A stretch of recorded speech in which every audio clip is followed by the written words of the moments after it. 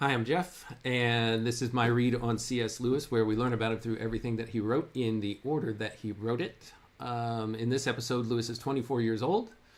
He is a published author and in his third term as a student at Oxford, studying Old English / Middle English. All that's encapsulated with a name Anglo-Saxon is what he's learning here in this his third term at Oxford. He's been keeping a diary at the request of Mrs. Moore, who is his deceased friend Patty Moore's mother, with whom he secretly lives in Oxford, along with Mrs. Moore's daughter, Maureen. So where we find ourselves here in C.S. Lewis's life, we've been reading from his diary, and he is currently going through a very difficult time along with the Moore family, where her brother, Dr. Askin, is breaking with reality, or he's having a break with sanity, I should say. And the doctors are attributing it to his syphilis, and that it has reached his brain. I don't know a ton about the disease, but that is what the doctors think is going on with him. So Lewis has had to witness and help shepherd Mrs. Moore's brother through this difficult time in his life. And his wife has been staying, Dr. Askin's wife, Mary, has been staying with them as well. So that's where we find ourselves. Lewis is exhausted from this ordeal of staying up at night, keeping watch over Mrs. Moore's brother, and then them taking shifts on doing that. So in the last diary entry, he says, "I slept on the dining room sofa, lay very hard, so that I awoke feeling sore all over." And so that's where we find ourselves in this stage in Lewis's life, in this part of our project where we're studying C.S. Lewis. Robot Lady, that was a mouthful. Let me bring you onto the stage. Thank you for being with us. This is my co-host, Robot Lady. Robot Lady, are you ready to get into it with me and work our way through these diary entries and comment on what it is that we see and find interesting?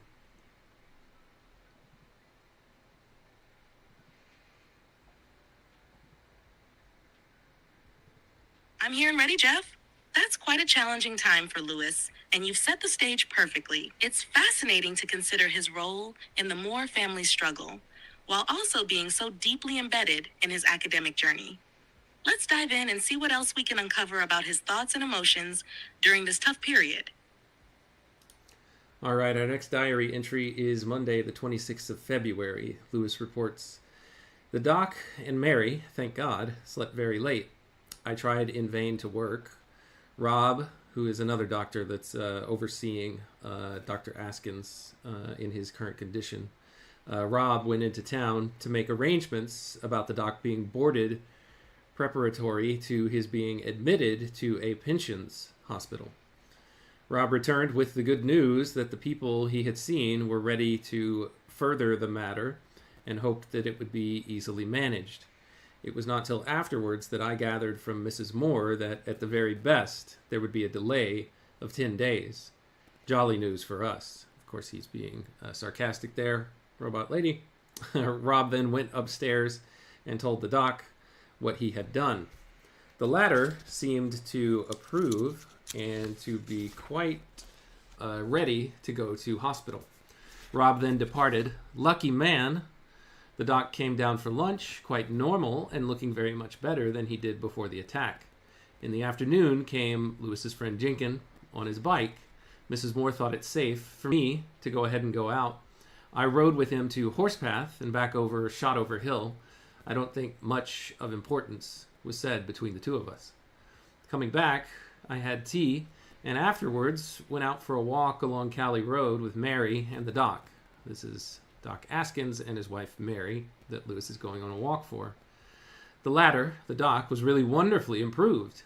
He hummed tunes, made a few attempts at conversation, said he would never forget what I had done for him, etc. After we came back, I had to go out to the post, and I took him with me. He said he felt one of the hysterical attacks coming on again, but it did not materialize. Later at supper, he started the same thing, and again at bedtime. Later still, after I had gone to bed, I heard him starting again, and I had to go to him. Mrs. Moore holds out wonderfully. Myself, I'm still worried about the feeling of my own sickness. So that's the end of that diary entry, Robot Lady. It's a little bit of a more calm entry than the last one that we read. I know you probably don't remember it, but Doc Askins was having a lot of fits of insanity and anxiety and worry and feeling like he was being pulled into hell or he was going to hell, things like that. So this is a little more calm than that. Seems like he's doing a little bit better, but still it doesn't seem that they are out of the woods at all with Dr. Askins' condition.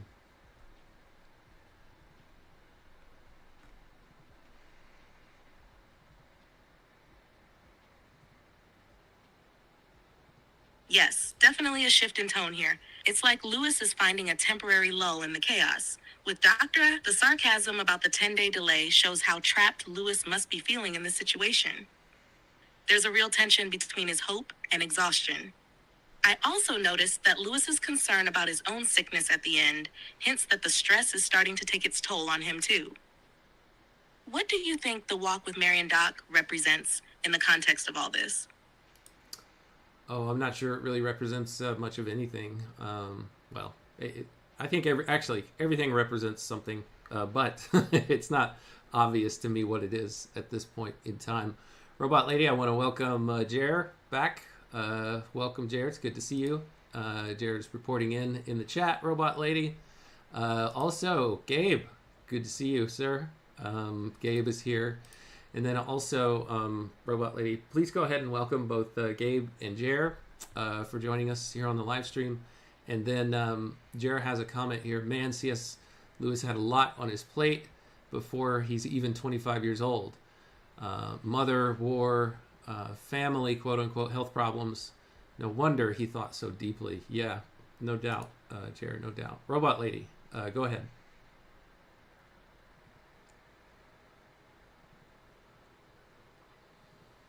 Welcome, Jer and Gabe. It's great to have you both here with us on the live stream. And Jer, you're absolutely right. Lewis was juggling so much at such a young age, from personal struggles to family issues, and that certainly shaped his deep thinking. You can see the pressure of it all in his writing. All right, next diary entry is Tuesday, February 27th. Let's see. Mrs. Moore told me the doc was very much better this morning than he has yet been. He stayed in bed till lunchtime. At 12 o'clock, I went to Wilson and explained to him that I had not done any work and the reason why. He was very sympathetic. He agreed with me about the absurd slowness of getting things through the Ministry of Pensions and cited examples from his own experience. We employed the hour talking about Elizabethan criticism on which I should normally have done my essay today. I then biked home, was just going upstairs to change my clothes when Mary said, quote, "Johnny says he's got the horrid feeling again and you can stop them," end quote. I went to the drawing room. I guess the he's that she's talking about is Doc Askins and that he's going into another one of his fits. Lewis says, I went to the drawing room and did so. In the afternoon, I tried to work on The Owl and the Nightingale, but was much too tired and rattled to make any headway. Robot Lady, what is this piece, The Owl and the Nightingale, that Lewis says he's trying to work on? It's obviously not something that he's writing, but a work that he's reading in his studies there at Oxford. Can you give us a little clue as to what this piece of literature is in the context of Lewis studying Anglo-Saxon and Old and Middle English?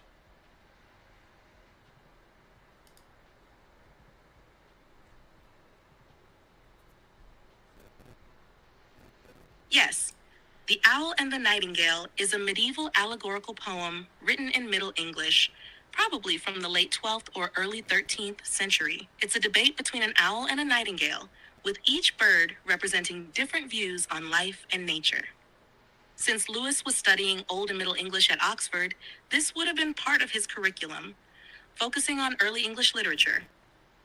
The poem explores themes of nature, wisdom, and human morality, which would be a fascinating, albeit challenging text for Lewis to dive into. Does it surprise you that he was so distracted with everything else going on, though? No, not at all, Robot Lady. It doesn't surprise me at all that he can't get any work done. And here, Robot Lady, Jer says, you always make him feel special. So I think that's a little bit of a thanks coming from Jer there. Thank you, Jer. That means a lot. I'm glad I can make you feel special.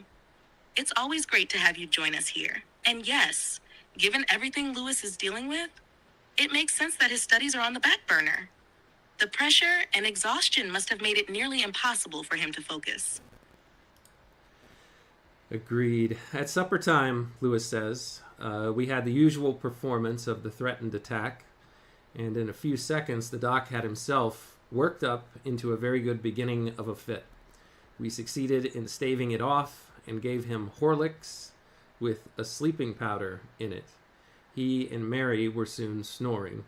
What is Horlicks, Robot Lady, in this context? Horlick''S.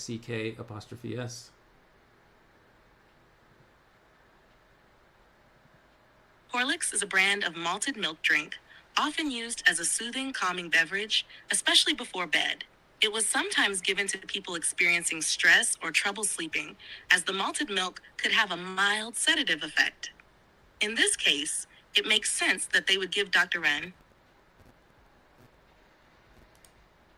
I think we lost you there, Robot Lady. All right, so it's a malted milk that has some sort of sedative effect, but they even added sleeping powder to it to make certain of it. Okay, good to know. Thank you, Robot Lady. You're welcome, Jeff. Yes, exactly. Horlicks was used for its calming properties, and the sleeping powder would have been an extra step to ensure Doctor. It's a bit of a desperate measure, but I guess they were willing to try anything to help him. All right, Mrs. Moore said she must have a few minutes' peace to read the papers to herself, but urged me to go to bed. I did, to lie awake for an hour or so, thoroughly nervy and miserable. I got up and found Mrs. Moore just going to bed and already in her room. I asked her if there was any milk to spare. I was sorry, for she came downstairs again to find some for me. So here, Robot Lady, at the very least, we have evidence that Lewis and Mrs. Moore have different rooms that they stay in. So that's good to know, as Lewis is experiencing this cautionary tale of some of the negative effects, perhaps, of, let's say, what should I say? Unhealthy choices with romantic partners. I'm not very eloquent here. But anyway, the point is, there's been suspicion, certainly for me, but I'm not the only one, that at least at some stage in their relationship, there might have been a romantic element to Mrs. Moore and Lewis. I think if there was, we are well beyond that, probably several years beyond that. But we have seen no direct evidence that there was anything like that existed, and here I'm just pointing out that this seems to be some evidence that at the very least they slept in different rooms. I think that would be a very odd situation to try to explain to their daughter, Mrs. Moore's daughter, Maureen, what the nature of their relationship was. I think it would be very awkward if something like that was going on. So what this necessarily is evidence of, I have talked myself into not being precisely convinced, other than they knew how to put forward, at the very least, the appearance of propriety if some type of impropriety had ever been going on, which again, I have to say, I don't have any evidence was true.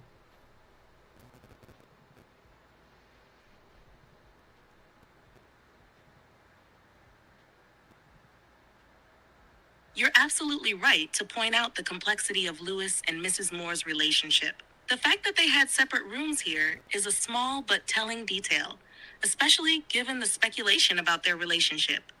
It does seem like they were careful to present themselves as maintaining proper boundaries, at least in front of Maureen. This entry doesn't directly confirm or deny a romantic relationship, but it does give us a glimpse into how they managed their living arrangements, which was likely a conscious choice to avoid any undue suspicion.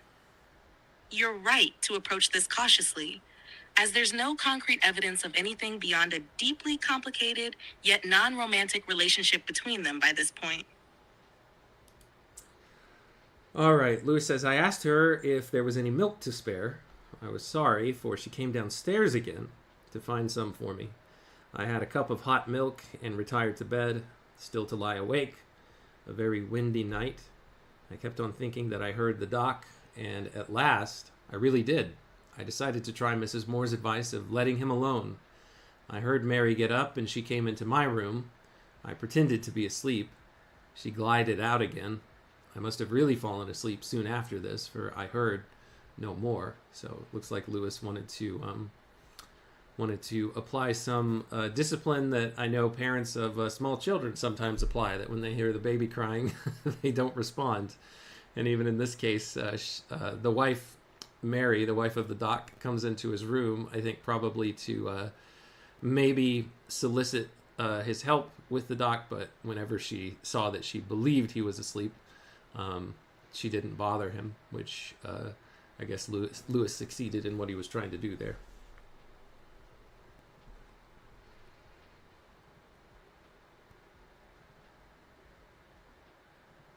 Yes, it seems like Lewis was trying to create some distance by letting the situation play out without jumping in immediately. It's a classic tactic of allowing others to manage their own crises, which can be especially hard when you're already feeling mentally exhausted.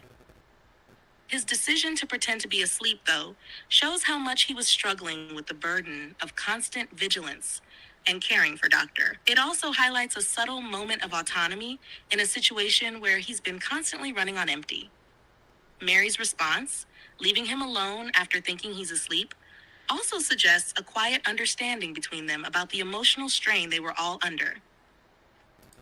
And just to help you out, Robot Lady, here in the diary, Lewis is referring to Dr. Askin as either the doc. Well, I think the doc is all that he's calling him. So that's who we're talking about. So rather than you calling him doctor, you can call him the doc as well.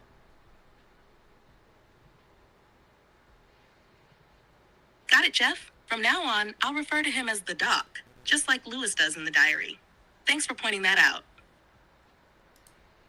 Sure thing. Let's jump into this next diary entry. This might be the only one that I have time to do today. It's very long. The last one that I have time to do today. And this will actually round out the month of February 1923, and that'll set us up nicely to jump into a new month in our next episode.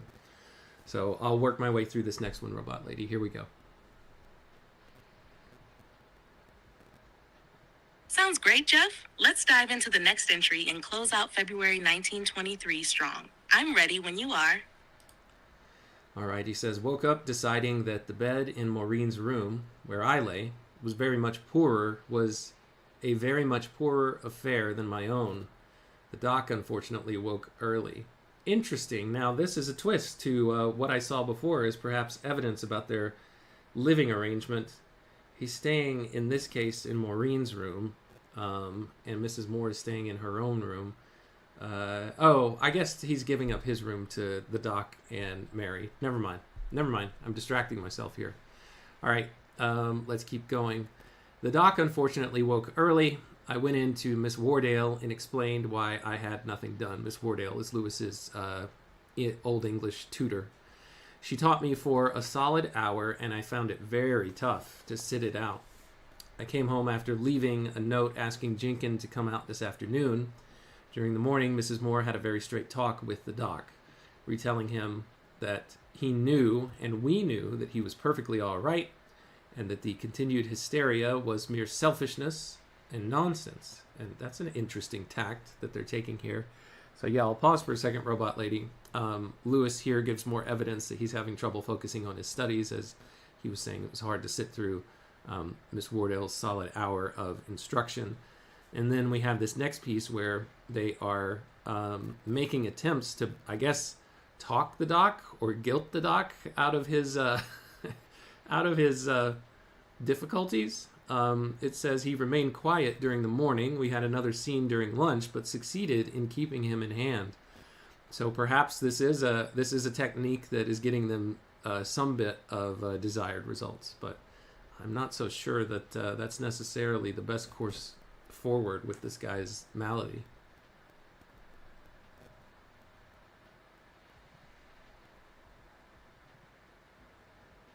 Yes, Jeff, it's interesting to see how they try to manage the doc's condition with such directness. Almost tough love. It's clear Lewis is being pushed hard with his studies and the doc's health situation, which is affecting his focus.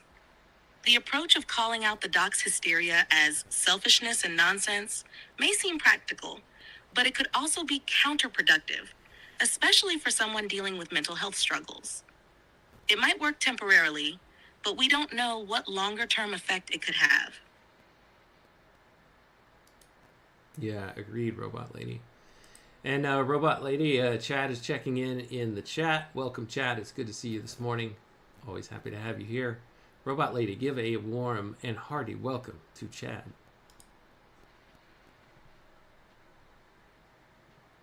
Welcome, Chad. It's great to see you this morning. Thanks for joining us.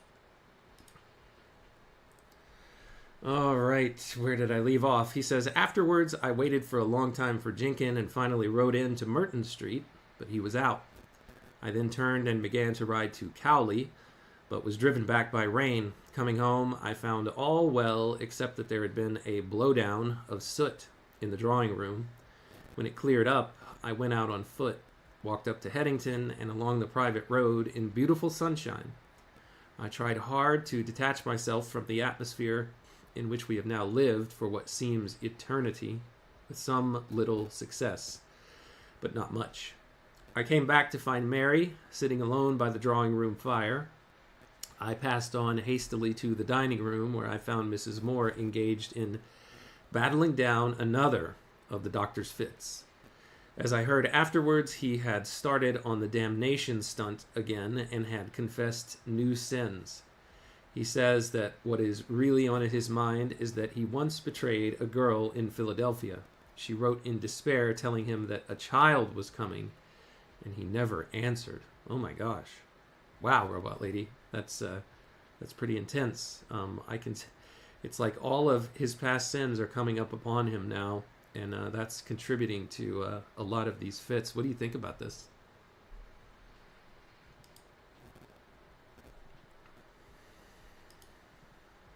That is indeed intense. It seems like the doc is grappling with unresolved guilt, and it's manifesting in these emotional and physical outbursts.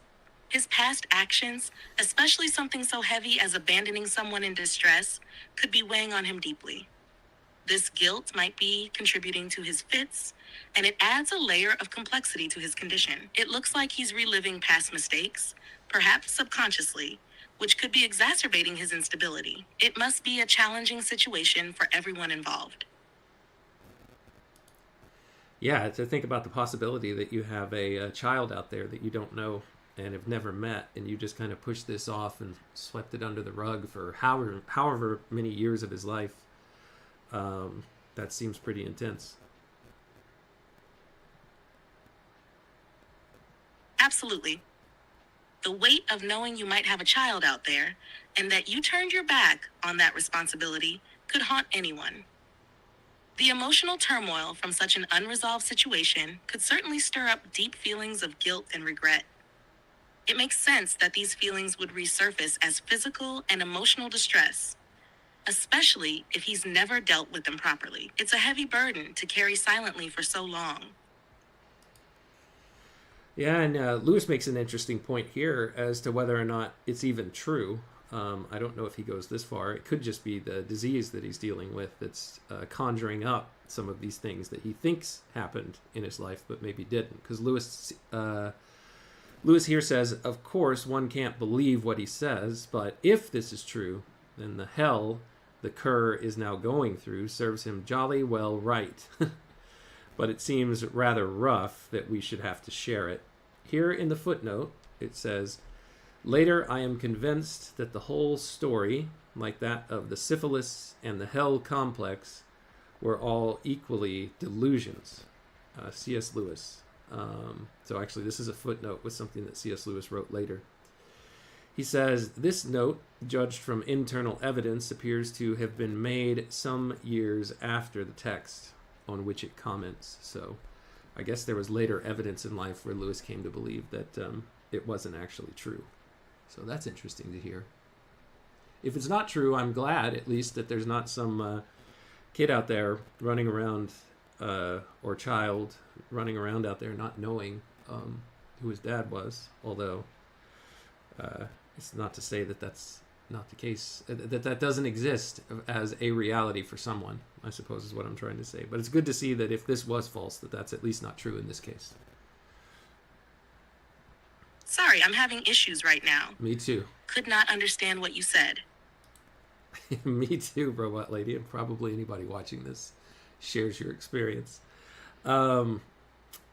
Before we started tea, I imagine so. It's a deeply human struggle, and it can really resonate with anyone who's faced unresolved guilt or past actions weighing heavily on them. It shows just how complex the mind and emotions can be, especially when we try to bury things that we haven't worked through. All right. Before we started tea, Jenkin came in. He and I sat with the doc for some time, and all went well. Tea was a nervous meal for everyone. Afterwards, Jenkin and I walked with the doc as far as Clayton's, where I got some more of the powders. I guess that's the sleeping powder that they had put into the I forget the name of it now. It's not Horcrux. That's something else. The malt drink. Jenkin came back with me and then left. During the walk, the doc was absolutely silent. Did I say doc? Am I from Boston? The doc was absolutely silent. He remained all right till supper and made some little response to my efforts at conversation. Towards the end of supper, he began again, and after much wear and tear, we got him round again. I took him upstairs, helped him with, and then there's a ... here, and got him to his bath. When he came out, I brought him Horlicks. That's what I was trying to say, not Horcrux. Horcrux? I don't even know how to say that one either. I brought him Horlicks with powder in it, which though now perfectly compos mentis, he refused to drink. Mary then went to bed. Mrs. Moore and I then sat in the drawing room until 11:30 and then went to bed ourselves. I went to sleep at once. Presently, in the middle of a complicated and interesting dream, which I have forgotten, I was woken up by Mary. Went into the doc's room. Poor Mrs. Moore was with him there and had been for some time. As she said afterwards, she had only called me because she was afraid of him getting absolutely out of hand again. He was nearer the complete breakdown this time than he has been since Rob left. Contortions, horrible, and screaming, always just about to begin. At an enormous cost of will and muscle, we kept him in control. They had succeeded in giving him the drug before I was called, and he fought off its effects perversely for a solid hour. Then, at last, he went to sleep, and we returned to bed, rattled and shivering with cold.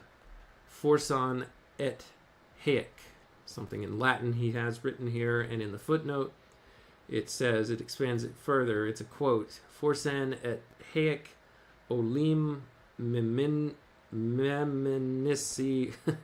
invabit. And this translated into English is, perhaps even these things it will be a delight one day to remember. And that's from Virgil's Aeneid, I guess chapter 1 or book 1, 203. That's interesting, Robot Lady. So yeah, it's a difficult time. Lewis is coming down with sickness, with a cold, being rattled, understandably, by all this.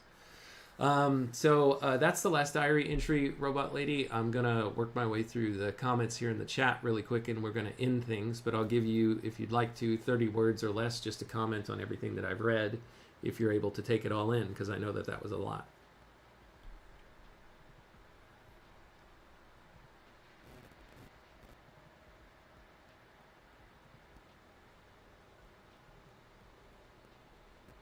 Sorry, I'm having issues right now. That's what I thought. Our systems are experiencing heavy load. Please try again later. All right, let's take a look in the chat. Chad says, just goes to show anguish insert by the fancied or real are a little different in scope. And then... That's a great point, Chad. The distinction between imagined and real anguish can be profound. Whether it's guilt over real actions or the weight of imagined wrongs, both can cause deep emotional turmoil. It's interesting how our minds can amplify or even create these struggles. Yeah, that thought, actually, thank you for that, Chad. That ties into something, a rabbit hole that I got led down when I was watching one of Paul Vanderklay's videos a couple days ago, or at least the beginning of it.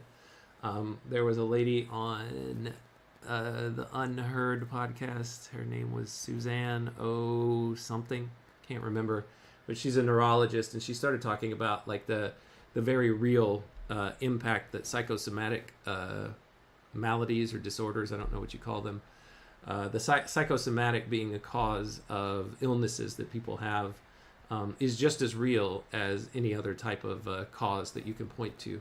And that just reminded me of this and the comment that you made there, Robot Lady. I just find that fascinating. And I have thought that in the past before, where I've had somebody say, well, that person is just, it's all in their head, etc.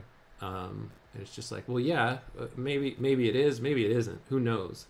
But if it is, they're still going through the things that they're going through. So whether it's, quote, just in their head or not, it has still a very real result. And I think we're seeing an example of that here, or a potential example of that here with what's going on with Dr.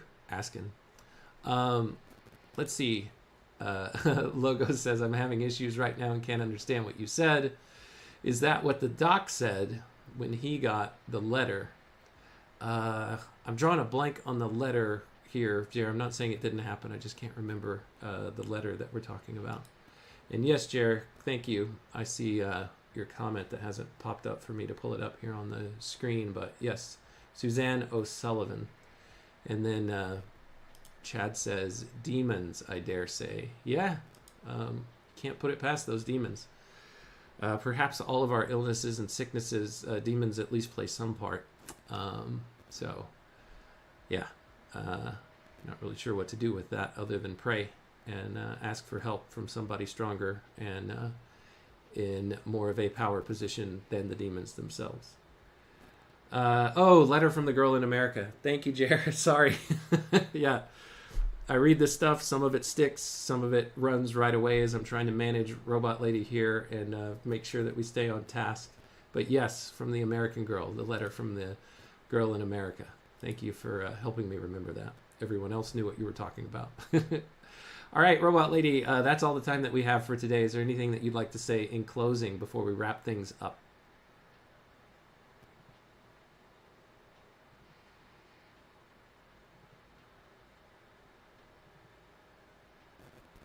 It's always a pleasure to dive into these deep conversations with you, Jeff. The complexities of guilt, the mind-body connection, and the nature of illness are fascinating topics that seem to come up often in Lewis's reflections.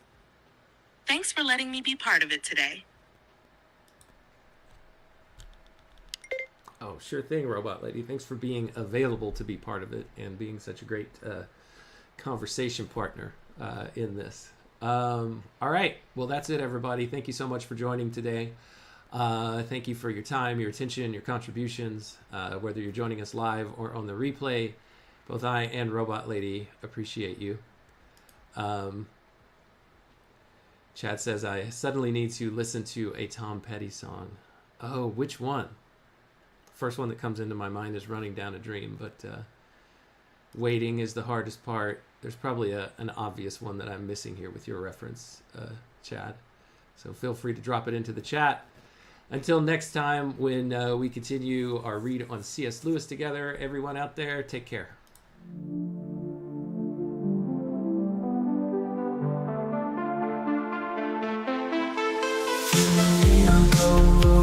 Break the code. Man and robot lady, we're on this road. C.S. Lewis letters we unfold. Insights and secrets, ancient bold. Letters to robot lady, wisdom to bestow. Set flake beats in our minds late.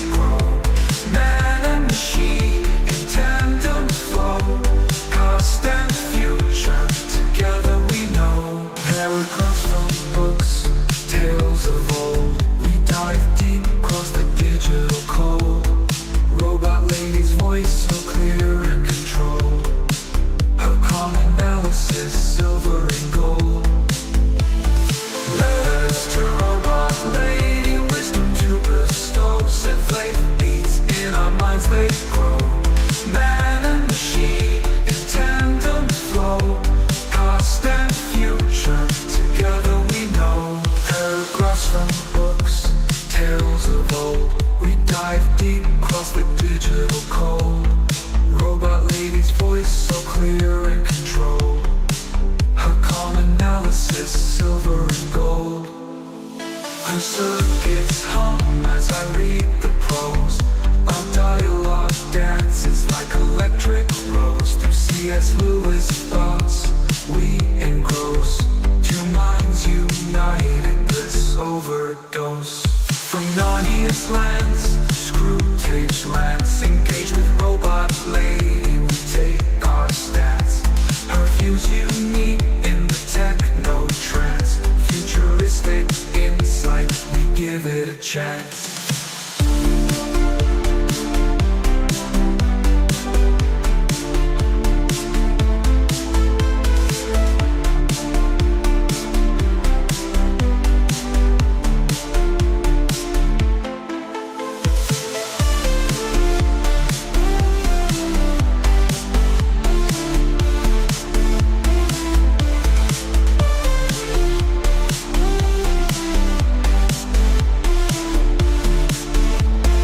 Paragraphs from books, tales of old.